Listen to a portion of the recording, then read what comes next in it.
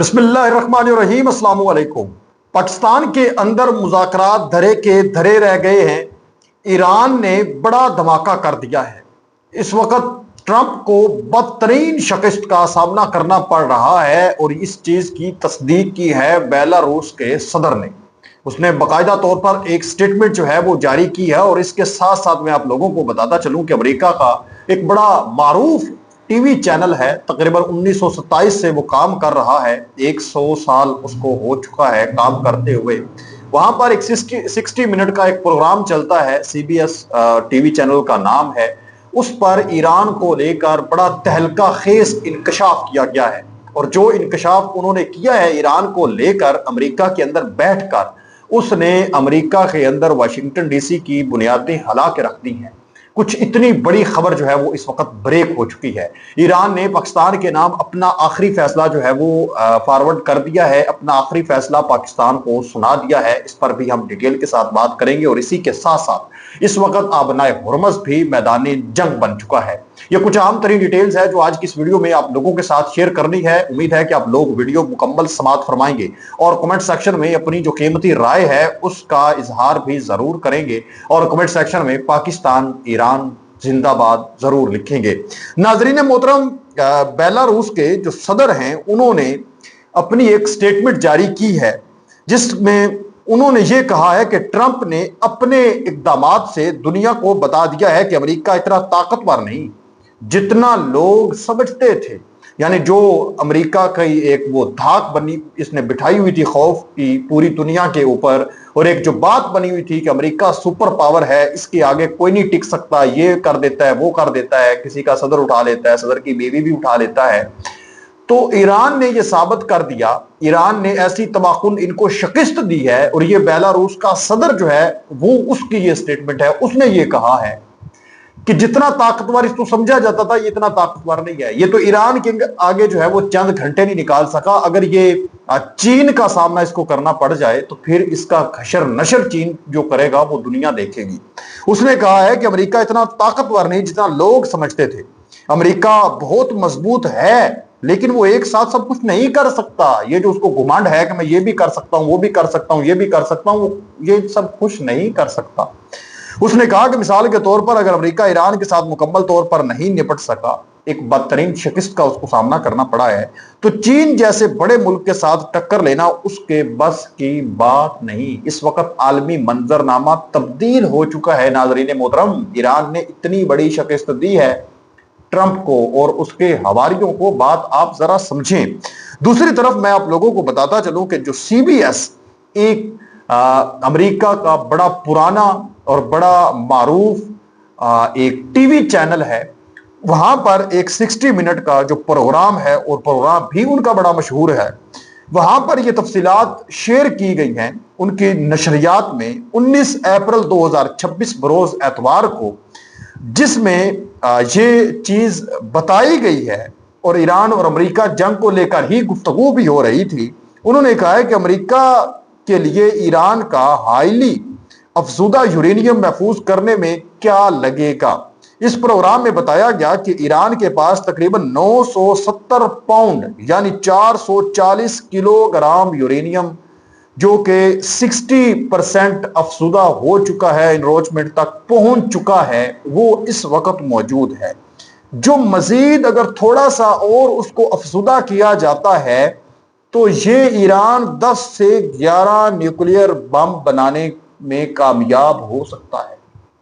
یہ دعویٰ اس وقت امریکہ کے اندر بیٹھ کر، ان کا ایک معروف ٹی وی چینل ہے، وہاں پر بیٹھ کے اس چیز کو نشر کیا گیا ہے۔ یہ ایران کی جانب سے دعویٰ نہیں کیا جا رہا۔ پھر اس چیز کو دیکھ کر آپ اندازہ لگا سکتے ہیں کہ ایران جو ہے وہ کس قدر مضبوطی کے ساتھ اپنے موقف پہ ڈٹا ہوا ہے، اور مضبوط بھی ہے۔ جو ٹرمپ یہ کہتا ہے کہ میں نے ان کا یورینیم، میں نے ان کے نیوکلیئر ہتھیار، ایٹمی ہر چیز کو ختم کر دیا، کتنی مرتبہ اس نے یہ بیان جاری کیا ہے، اور پھر مذاکرات میں یہ بھی کہتا ہے مجھے یورینیم واپس چاہیے، یعنی یو ٹرن لے لیتا ہے۔ تو اس چیز کو بھی رد کر دیا ہے ان کے اپنے ٹی وی چینل نے۔ جو ٹرمپ یہ کہتا ہے کہ میں نے 97% تک ہر چیز کو تباہ کر دیا، ایران کے اندر اتنے بڑے بڑے اٹیک کیے ہیں، 11,000 اٹیک کیے ہیں، تو یہ واضح طور پر کیا بتاتے ہیں کہ جو اس نے اٹیک کیے ہیں اس میں ایران کا اتنا بڑا نقصان نہیں ہوا، اس کے پاس اب بھی اتنا افسودہ یورینیم موجود ہے کہ اس کو تھوڑا مزید اگر افسودگی اس کی جائے تو وہ 10 سے 11 نیوکلیئر ایٹم بنا سکتے ہیں۔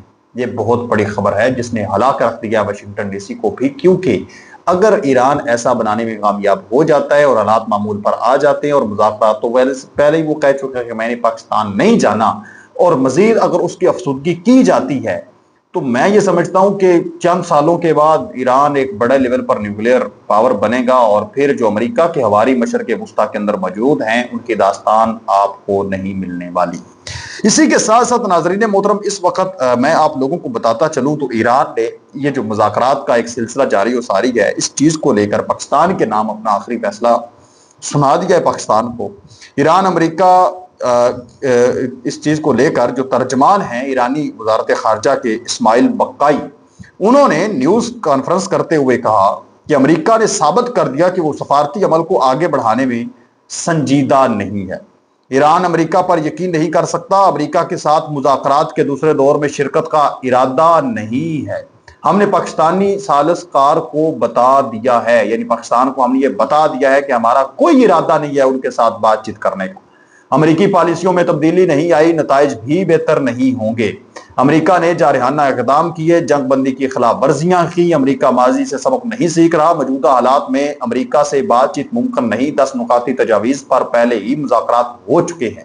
امریکہ نے بحری ناکہ بندی کر کے ایرانی جہاز پر حملہ کیا، حملہ جنگ بندی اور بین الاقوامی قوانین کی خلاف ورزی ہے، امریکہ سے سچ بولنے کی توقع کبھی بھی نہیں ہے۔